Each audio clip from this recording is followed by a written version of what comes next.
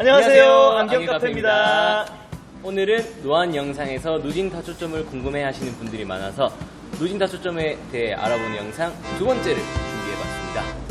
자, 누진 다초점은 이렇게 생겼습니다. 자, 이렇게 생겼고요. 자, 혹시 한번 누진 다초점인지 구분이 되시나요?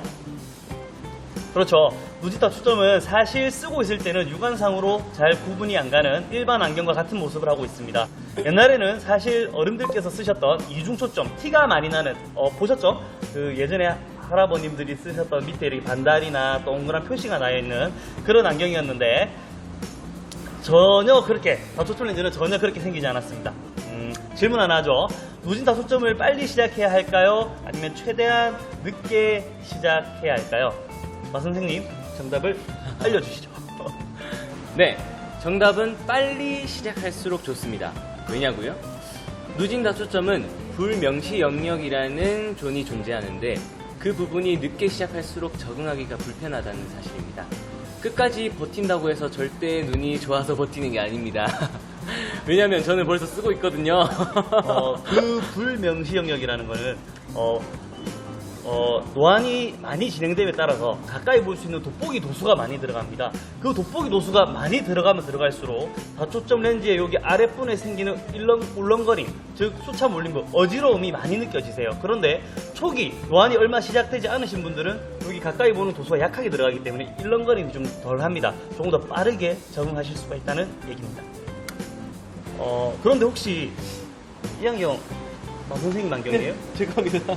벌써 노안? 아니 근데 절대 아닙니다. 저는 사실 기능성을 써볼까 하다가 다양한 연령층의 고객님들께 공감을 위한, 그리고 그 전에 제가 한번 써봐야지 더 저를 적응을 할 수 있는 방법을 직접 알려드릴 수 있지 않을까 해서 벌써 쓰고 있답니다. 저는 근데 벌써 적응을 다 한 것 같아요.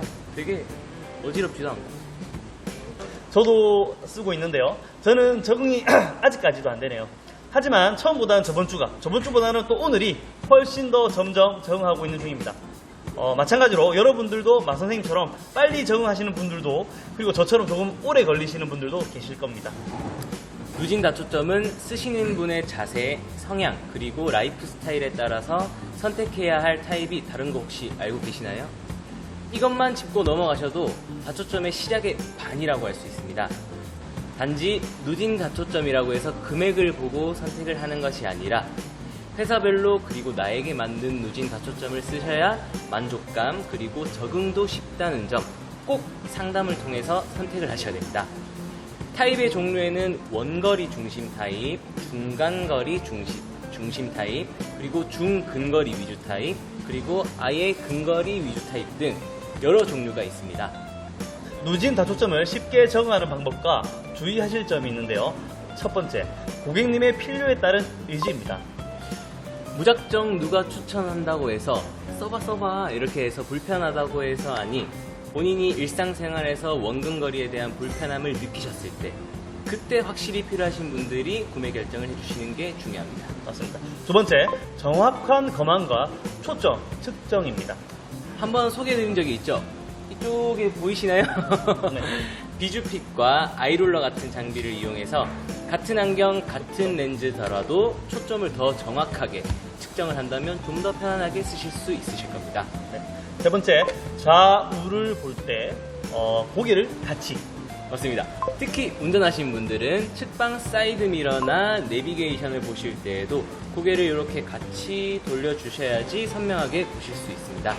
저도 처음에 이 부분이 되게 어색했는데 사람은 뭐 적응의 동물인지라 자연스럽게 고개가 같이 이렇게 움직여지더라고요. 운전할 때는 중요해요. 사이드 미러가 순간적으로 안 들어올 수가 있어요. 그래서 항상 고개가 돌려주는 습관을 들여야 됩니다.